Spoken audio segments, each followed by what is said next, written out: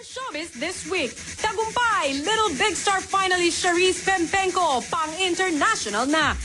Nagsimula ang lahat ng mapanood sa YouTube ng 10 Songs Production, isang record company sa Stockholm, Sweden. Ang video ng 12 anyos pa lang noon na si Charisse sa Little Big Star na bumibirit. Sumunod na lumabas sa YouTube ang video ni Charisse na nakikipagbirita naman sa America's Got Talent finalist na si Bianca Ryan for a face-off. Kasama ang Star Records Managing Director, lumipad si Charisse patungong Sweden para mag-record sa 10 Songs Productions ng 6 na kanta na may iba't ibang genre to cater the US at UK markets.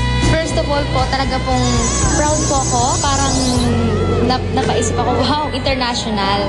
Dahil na rin sa likas na galing at appeal, patuloy na dumadaloy ang swerte ni Charisse. Ang pinaka-latest na feature si Charisse sa programang E-News Daily sa Top 10 last November. Doon naman po sa Daily 10, 2 beses po akong pinalabas. So talagang very proud po ako to be a Filipino. Napanood din ng mga Hollywood record producers ang performance ni Charisse sa Korea, kaya iniimbitahan siya na maging guest sa Ellen DeGeneres Show. And this is Charisse. She's 14 years old from Manila in the Philippines singing on a talent show. Please, wherever you are, we've been searching for you two, and anybody who knows them, there will be a cash reward to turn them in.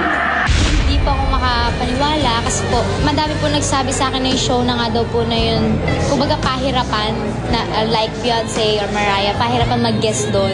Tapos po bigla ko na lang po nakita na sila na po yung mismo nag-i-invite sa akin to join their show. At ngayon sa edad na 14, si Charisse na nga ba ang sinasabing susunod na international recording artist at world-class talent. Isang talentong proudly Pinoy. Maraming salamat po sa mga tao na laging nandyan para sa akin na sumusuporta.